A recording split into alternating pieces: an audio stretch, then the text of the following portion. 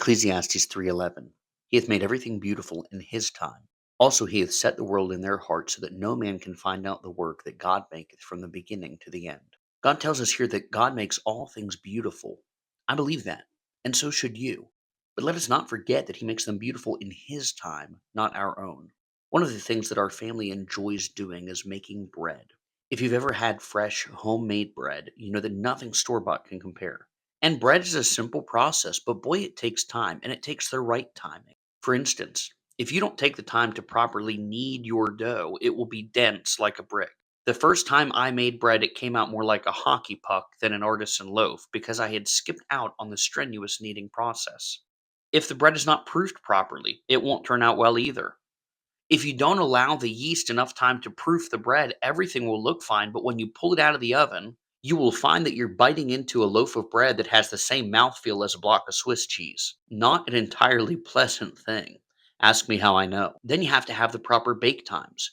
If you don't bake it long enough, it will be inedible. And if you bake it too long, you'll have to throw it out. I remember one day baking a loaf of garlic bread for dinner.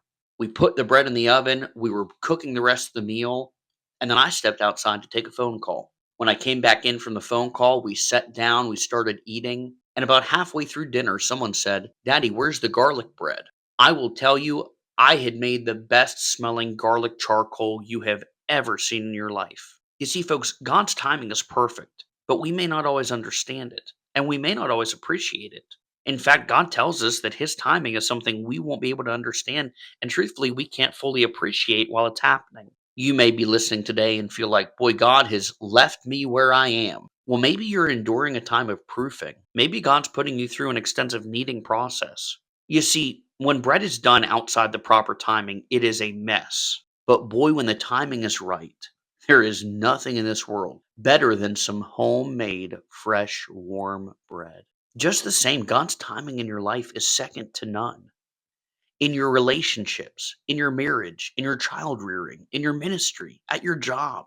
God's timing is perfect. God's timing is such that we would step back and say, boy, that is just beautiful. Let me encourage you today. Don't ruin a beautiful thing because you're unwilling to trust His timing. Oh, yes, God makes everything beautiful, but in His time, not our own. We love you, folks. We'll see you on Sunday.